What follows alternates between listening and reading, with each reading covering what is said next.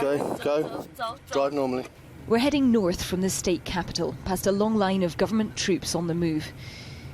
Technically, there's a national ceasefire agreement. In truth, it's neither nationwide or much of a ceasefire. In the distance, the silhouettes of the Shan Mountains. We're on our way to speak to rebel fighters there who don't support this election and say they can't sign the government ceasefire. But getting there isn't easy. Further on, a series of landslides has blocked the road. We're forced to abandon our car and continue the journey on motorbikes.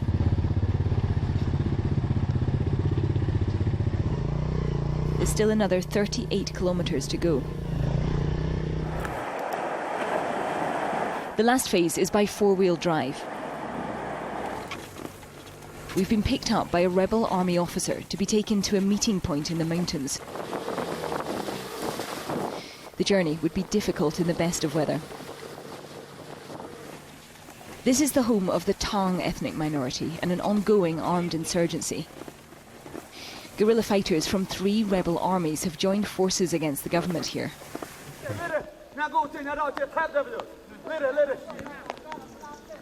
Finally, out of the forest, the first of the soldiers reveal themselves.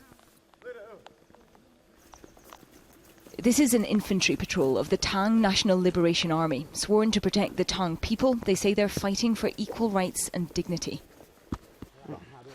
This young soldier says he's worn out from the fighting, but he will never be tired of protecting their land. They insist they are acting in self-defence. The Tang army has no willingness to aggressively attack the Myanmar army, only to protect our ethnic people. But when the government uses force, day after day, intentionally shooting and violating the rights of the Tang people, the Tang army must respond. The conflict here has been escalating. They say they were involved in a skirmish on the way to meet us. They were fighting a mile away from here this morning. There were clashes very close to here earlier today. The rebels blame government forces. They say they're trying to force them to sign the national ceasefire agreement. But the bigger problem here is trust. After fighting each other for so long, they just don't believe this government, or indeed any government backed by the military, is seriously interested in peace. Sky News was given this footage by another rebel group, the Shan State Army North. We can't verify when or where it was filmed, but they want people to understand this is an active conflict. That means more people fleeing their homes.